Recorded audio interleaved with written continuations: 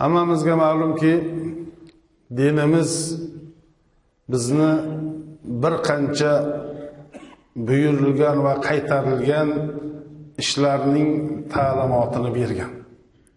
Ya'ni nimadir ishlarni qilishimiz kerak, zimmamizda farz, vojib, sunnat, mustahab, savob, amal yoki nimadir ishlardan, qanaqadir ishlardan tiyilishligimiz, o'zimizni to'xtatishligimiz lozim bo'ladi. Shularning ichida mo'min kishi uchun eng ahamiyatlisi, eng muhim xislat sifatida Allohdan qo'rqish, ya'ni taqvo alohida ajralib turadi. Chunki bu sifat, ya'ni taqvo sifati Odam alayhissalom farzandlarining avvaliyu oxiriga Alloh taolo tomonidan amr qilingan, buyurilgan sifat hisoblanadi.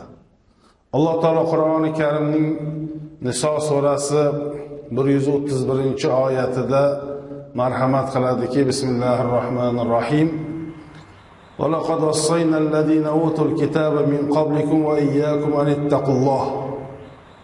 Ya'ni sizlardan oldingi kitob berilganlarga va sizlarga ham Allohdan qo'rqingiz deb amr qilganmiz. Ya'ni Alloh Qur'onda aytayaptiki, sizlardan avvalgi kitob berilgan qavmlarga, ummatlarga ham va sizlarga ham, ya'ni Muhammad alayhissalomning, payg'ambarimizning ummatlariga, bizga Allohdan qo'rqishimizni Alloh buyruq qilyapti. Taqvo, Allohdan qo'rqish, Alloh buyurgan sifat, xislat hisoblanadi. Bu narsa hamma ishni boshi, hamma xislatni eng ulug'laridan biri hisoblanadi. Qur'oni Karimda haqiqiy ma'noda taqvo qilish, dunyodan musulmon holda Allohga itoat qiluvchi, Allohga bo'ysunuvchi holda o'tishimiz haqida buyurilgan oyatlar bor. Jumladan Ya ayyuhallazina amanu taqulloha haqqa tuqatih va la tamutunna illa va antum muslimun. Ali Imron surasining 102-oyatida Alloh taolo: Ey iymon keltirganlar, Allohdan chinakam qo'rquv bilan qo'rqingiz va musulmon bo'lmay dunyodan o'tmangiz deya marhamat qilyapti. Mo'minlarga Alloh xitob qilyapti. Allohdan qo'rqishda, haqiqiy qo'rqishda qo'rqinglar. Taqvo, Allohdan qo'rqish haqiqiy bo'lsin.